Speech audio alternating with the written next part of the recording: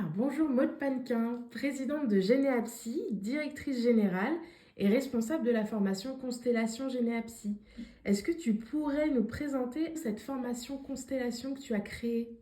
Oui, alors elle est créée déjà sur deux cycles. Le premier cycle pour devenir, en fait là, pour être certifié, parce qu'il y a une certification,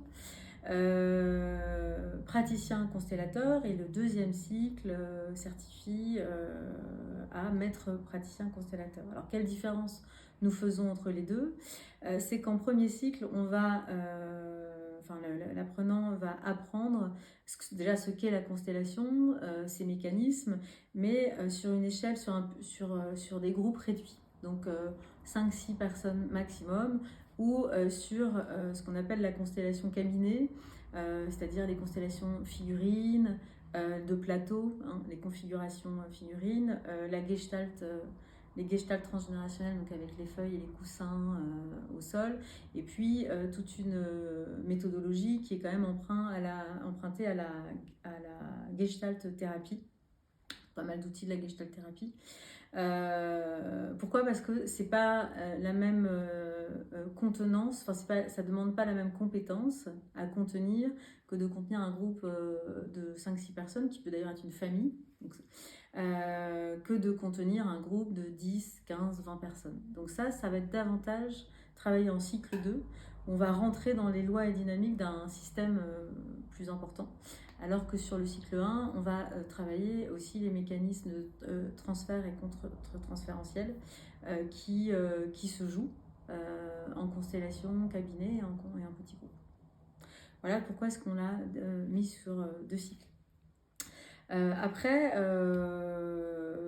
dans le cycle 1, on va revenir sur alors déjà la genèse de l'outil, hein, comment est-ce qu'il s'est fabriqué, parce qu'il n'est pas sorti d'un chapeau, ni même du chapeau de Bert Hellinger. Il s'est construit petit à petit autour d'une histoire. Donc on revient là-dessus pour bien cerner ce qu'est ce mécanisme qu'est la constellation. Et puis s'est déroulé donc sur 5 modules de 2 jours. Le premier, donc on va se concentrer sur la constellation systémique. Donc qu'est-ce qu'un système, comment ça fonctionne, qu'est-ce qui se joue. Ensuite, avant de passer sur le familial, où là vont être expliqués aux apprenants comment est-ce qu'on travaille les liens dans une constellation, donc les liens familiaux, les liens affectifs, sociaux, etc.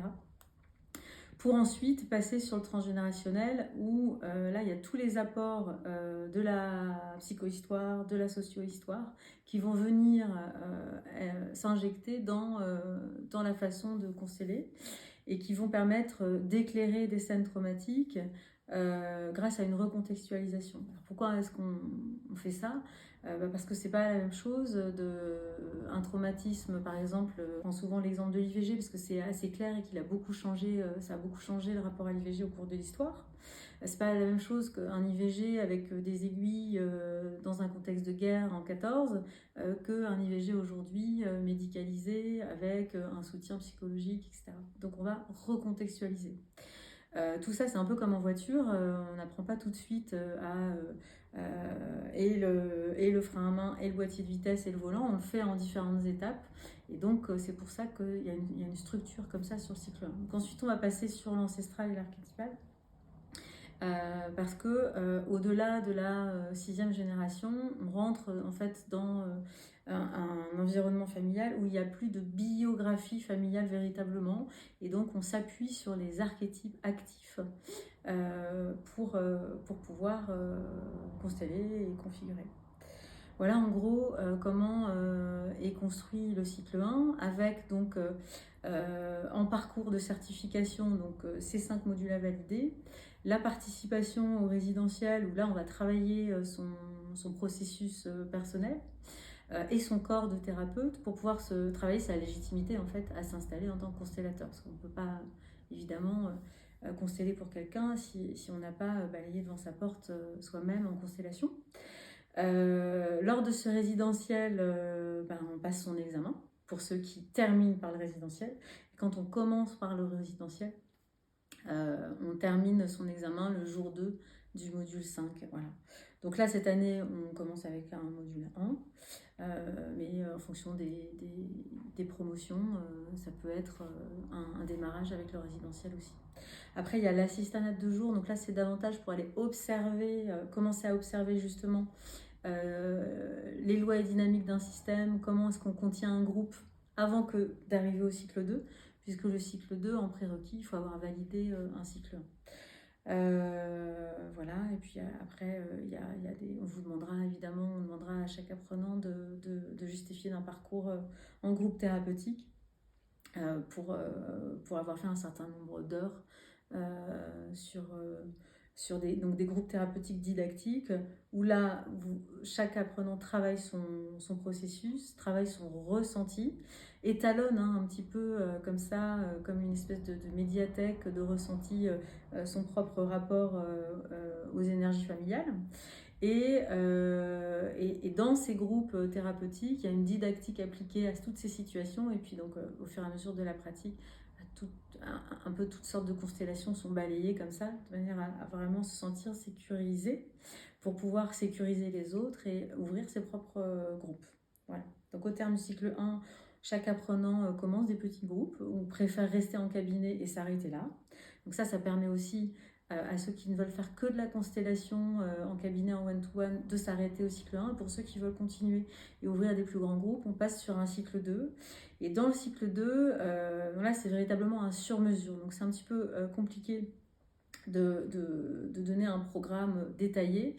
C'est pour ça qu'on est sur des semaines entières, donc il y a 3 semaines. Et là, alors, évidemment, on voit les lois dynamiques d'un système. Donc tout ça c'est une grande partie de la didactique, mais on va surtout faire de la supervision, donc que du practicum, que des expérientiels, avec donc une clientèle, une patientèle qui est invitée sur les espaces de formation Généapsy. Et qui, sur la base du volontariat, est OK pour participer à des constellations qui forment les futurs constellateurs Généapsy. Donc ça permet aux constellateurs d'avoir un vrai in situ et de sortir un petit peu de l'énergie du groupe Généapsy avec que des constellateurs, parce que c'est pas vraiment le réel qu'on rencontre en fait dans la pratique. Donc là, il y a du réel.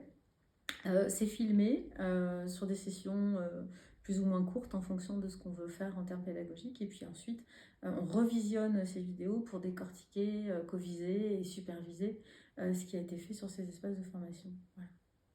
Tu pourrais nous dire quel est l'intérêt de faire une formation constellation Généapsy lorsqu'on a déjà un parcours d'accompagnant, voire d'analyse transg? Alors oui, déjà la constellation, c'est pas du tout le même outil que le génogramme ou le génosociogramme par exemple. En fait, en constellation, l'intérêt c'est que tout le corps psychique est mis au travail, et le réflectif, le psychisme et les émotions et le corps, tout ça travaille en même temps, et l'intuition également. Donc ce qui fait qu'il y a une élaboration, une symbolisation qui se fait de façon qui est facilitée, et beaucoup sentent une forme d'accélération en fait du processus. Donc l'intérêt c'est de pouvoir ajouter ça à sa pratique. Et puis après, donc c'est aussi judicieux de proposer des constellations à différents moments de la cure.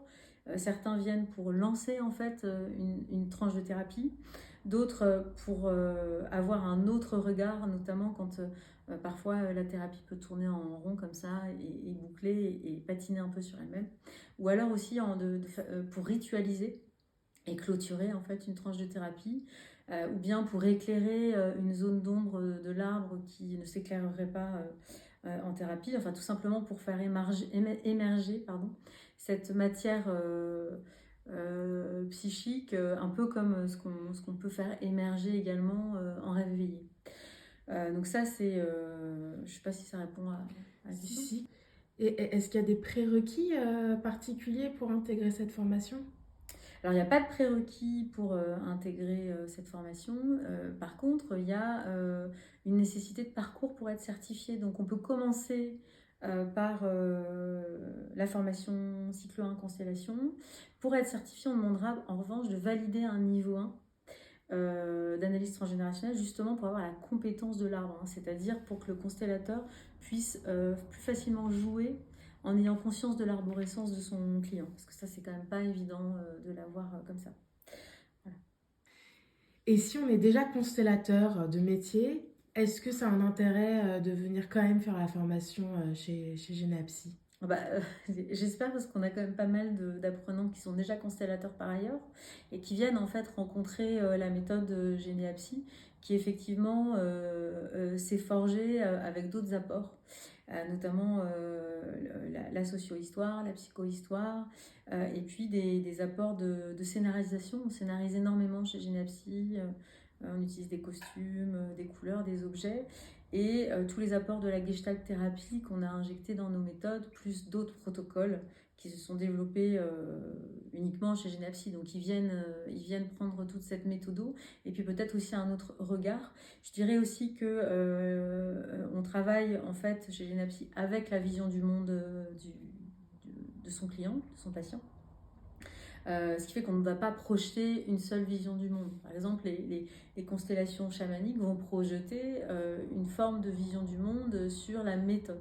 Alors que nous, on va apprendre à chaque thérapeute à devenir un constellateur qui va travailler avec la vision du monde de son client. C'est pas pareil de faire une constellation à un client ou un patient qui croit, par exemple, à la réincarnation, que de proposer une constellation pour un scientifique, médecin ou physicien qui ne croit que ce qu'il peut mesurer. Voilà, donc je pense que c'est peut-être aussi pour ça que c'est intéressant de venir chez nous. Et après, il y a aussi tout un tas comment dire, d'exercices pratiques où on va modéliser, forger chaque constellateur en sur-mesure et de façon différente, c'est-à-dire en fonction de ce qu'il est lui-même, parce que c'est quand même un être humain à part entière et chaque constellateur est différent.